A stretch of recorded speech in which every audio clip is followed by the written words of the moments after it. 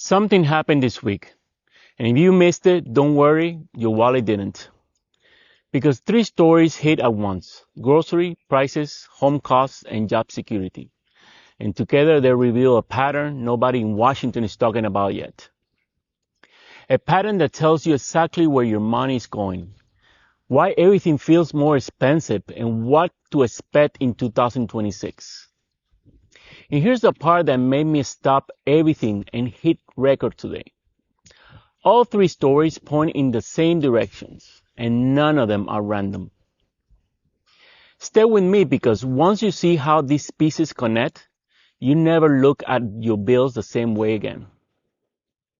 This week, the administration announced a rollback of tariffs on beef, coffee, and tropical fruits, things most of us buy every single week. On paper, it sounds like a win. Cheaper coffee, cheaper beef, lower fruit prices. But you're thinking, finally something's going down instead of up. But here's the truth. Tariff cuts don't show up at the register overnight. Grocery chains are still selling all their inventory and working through all their contracts. We might not see real drops until late winter or even early spring. And Americans, we're tired of waiting. But this rollback is a signal, the first sign political makers know food prices have crossed the line. Watch the beef, the bananas, the coffee, and tropical fruits over the next few months. They'll be the first test indicators. Now, groceries alone are enough to stress a family budget. But when you layer housing on top, that place you sleep, that place you raise your kids, that place where you're supposed to build your future, that picture gets even more intense.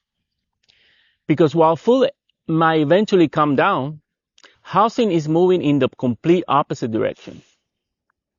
So let's talk about that. A major real estate CEO said this week, "We have probably made housing unaffordable for an entire generation."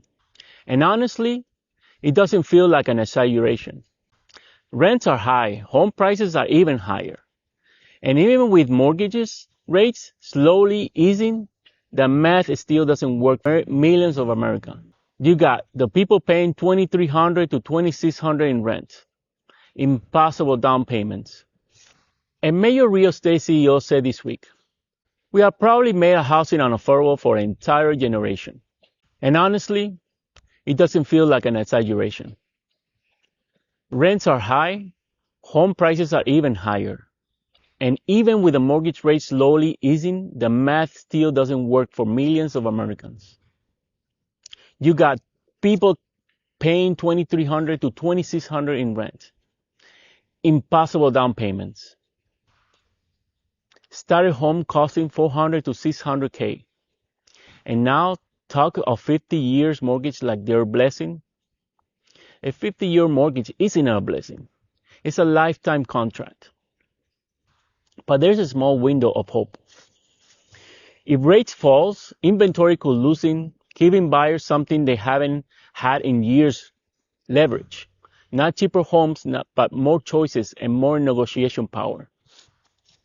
So if you're thinking about buying, watch Q2 and Q3 of 2026. That's when markets may finally tip a favor for buyers. And here's where the real twist comes in. Housing isn't the only thing weighing on families right now. Because even if groceries ease a little, even if housing becomes slightly more flexible, none of that matters if people are afraid they might lose their jobs. And right now, employers are sending signals, quiet signals, that too many Americans are starting to feel. So let's get into it. Across tech, finance, retail, and even stable industries, companies are getting quite conservative. Hiring freeze, slower promotions, budget tightening, restructuring, and waves of layoffs that don't always make headlines. Workers aren't facing job security. They're facing job uncertainty. And job uncertainty is basically a warning label attached to your wallet. But here's the hopeful side. Historically, companies cut ahead of recoveries. If interest rates falls and spending pickups in 2026, the job market could turn faster than people think. So some actionable tips. Even if you can't save big, Save small, 5, 10, or $20 consistently.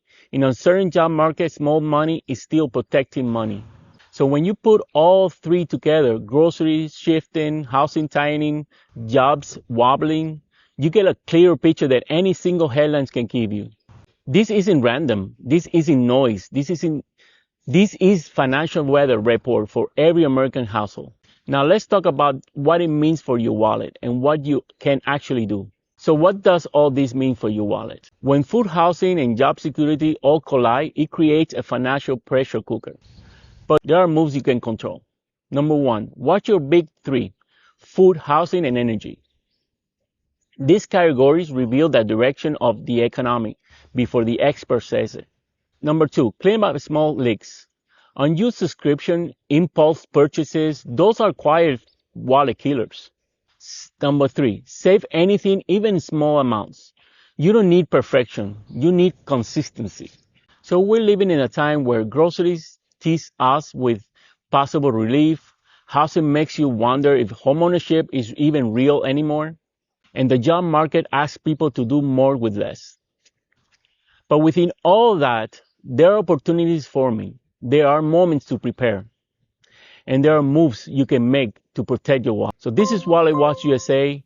Keep an eye on the money so your money can keep an eye on you. Thank you for watching.